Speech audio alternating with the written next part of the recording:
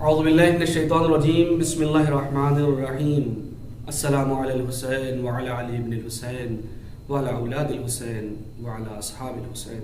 السلام علیکم ورحمۃ اللہ وبرکاتہ۔ ناظرین، 25 محرم شہادت یادگار کربلا علی ابن الحسین علیہ السلام کے موقع پر آپ کی خدمت میں تعزیت پیش کرتے ہیں، اور سب سے پہلے حقیقی وارث امام زمانہ کی خدمت میں تعزیت اور تسلیت پیش کرتے ہیں۔ 25 محرم سن 95 ہجری وہ تاریخ ہے کہ جب مدینے میں ایک بار سے پھر کوہرام بپا ہے۔ ہر طرف سے آہو گریا کی آوازیں ہیں، ہر کوئی بلک رہا ہے، کیوں؟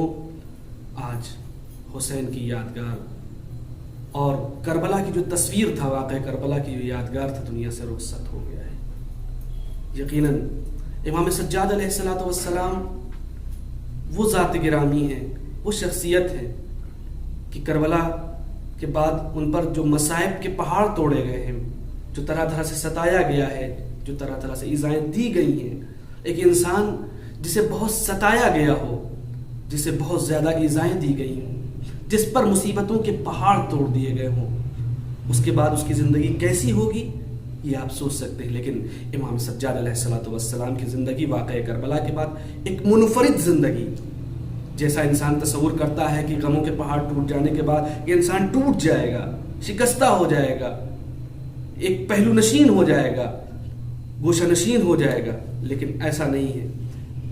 ضروری ہے کہ امام سجاد کے ان پہلوؤں پر غور کیا جائے، خاص کر ایام اعزاء میں ایک عزادار کا فریضہ ہے کہ امام زین العابدین علیہ السلام کی زندگی پر غور کرے اور اس بات کو دیکھے کہ جو حقیقی عزادار ہے اس نے کس طرح سے عزاداری کو برپا کیا ہے۔ اتنا ٹوٹ جانے کے بعد، مصیبتوں کے گر جانے کے بعد، طرح طرح کے زخموں سے چور ہونے کے باوجود بھی ایسا نہیں ہے گوشہ نشین ہو گیا، بلکہ نہیں، امام حسین کی عزاداری کو آگے بڑھایا ہے، امام حسین علیہ السلام کے پیغامات کو آگے بڑھایا ہے، کربلا کو نشر کیا ہے۔ جو کربلا پہنچی ہے، یقیناً اس میں 2 اہم کردار ہیں جن کا بھرپور تعاون ہے، ایک حضرت زینب سلام اللہ علیہا اور ایک امام زین العابدین علیہ السلام کا۔ ایک سچے عزادار کو چاہیے کہ امام کے ان پہلوؤں پر غور کرے اور ان پر عمل کرے۔ آج کی اگر عزاداری کو دیکھیں، ہر ایک انسان اپنے کو عزادار کہتا ہے، مختلف قسم کے عزادار ہوتے ہیں۔ ایک تو وہ ایک عزادار صرف جو دل سے غمگین ہے، اپنے اعضاء و جوارح سے غم کا اظہار نہیں کرتا ہے، لیکن ایک وہ عزادار جو دل سے بھی غمگین ہے اور اعضاء و جوارح سے بھی اظہار کرتا ہے۔ یہ پہلے والی قسم سے بلند درجہ ہے، لیکن اس سے بھی ایک اہم اور اس سے ایک بلند جو درجہ ہے وہ ہے معرفت کے ساتھ عزاداری۔ دل بھی غمگین ہے، اعضاء و جوارح سے بھی اظہار ہے، لیکن یہ جو دل غمگین ہے، یہ جو اعضاء و جوارح سے اظہار ہے، یہ ایسے نہیں ہے، بلکہ معرفت کے ساتھ ہے۔ معرفت کے ساتھ یعنی کیا؟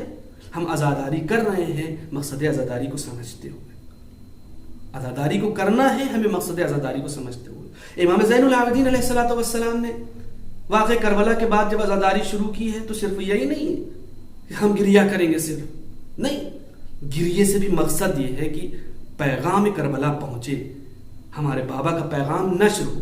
لہذا 2 کام کیے ہیں امام زین العابدین علیہ السلام۔ ایک تو یہ خود عزاداری کی ہے اور ایسی عزاداری کی ہے کہ نشر ہو، لوگوں تک پہنچے، لوگ عزادار بنے۔ یعنی ایک کام انسان کا یہ ہونا چاہیے، ایک سچے عزادار کا، خود عزادار ہو بھی اور اپنی عزاداری سے کچھ ایسے پیغامات دے، اپنے جلوسوں سے کچھ ایسے پیغامات دے کہ لوگ عزادار بنے۔ آج تو بہت آسان ہو گیا ہے، ہم صرف رسومات کے تلے خالی دبے ہوئے ہیں، اور بڑی مشکل ہے اگر رسومات پہ کوئی بھی لفظ اور کوئی بھی زبان کھولتا ہے تو اس پر طنز کیا جاتا ہے، اسے طرح طرح کے اور ایسے نااہل افراد طنز کرتے ہیں کہ جن کا نہ کسی حوزے سے، نہ کسی مکتب سے، نہ کسی کتاب سے، نہ کسی استاد سے تعلق، بس صرف 2 کتابیں اپنے سے پڑھ لیں اور ممبر پر آ گئے ہیں اور چاہتے ہیں کہ عزاداری کے نام پر اصلاح نہ کی جائے، اور ایسے ایسے جملے۔ ظاہر ہے عزاداری اختلاف کا نام نہیں ہے۔ ایک سچا اور اچھا عزادار وہی ہے کہ جو عزاداری کے ذریعے سے، اپنی عزاداری کے ذریعے سے لوگوں کے اندر شعور پیدا کرے، لوگوں کو بیدار کرے اور اپنی ذمہ داری کو معاشرے کے اندر پوری کرے۔